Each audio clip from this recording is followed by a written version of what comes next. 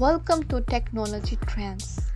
Today we are diving into a highly anticipated head-to-head Apple iPhone 17 Pro Max versus iPhone 17 Air to uncover the biggest display upgrades and size differences you need to know before launch.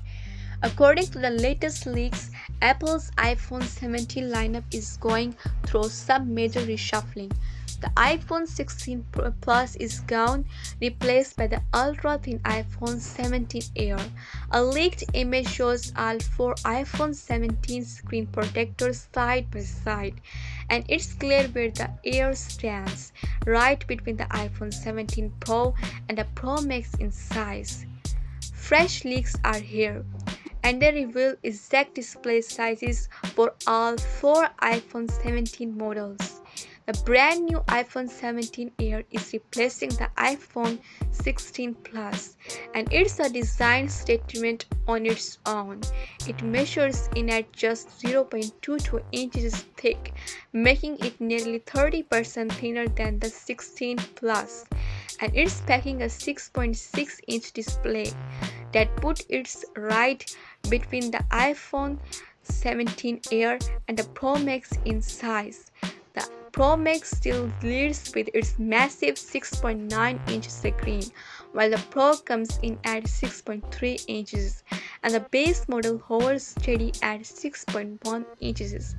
The base iPhone 17 will likely keep slightly thicker bezels, but the Air is going for sleek and minimal. One of the most exciting changes is a completely new design language for the iPhone 17 Pro and the Pro Max. Apple is reportedly moving the 5G and the Wi-Fi 7 antennas away from the metal frame and integrated them around a larger camera module. Why?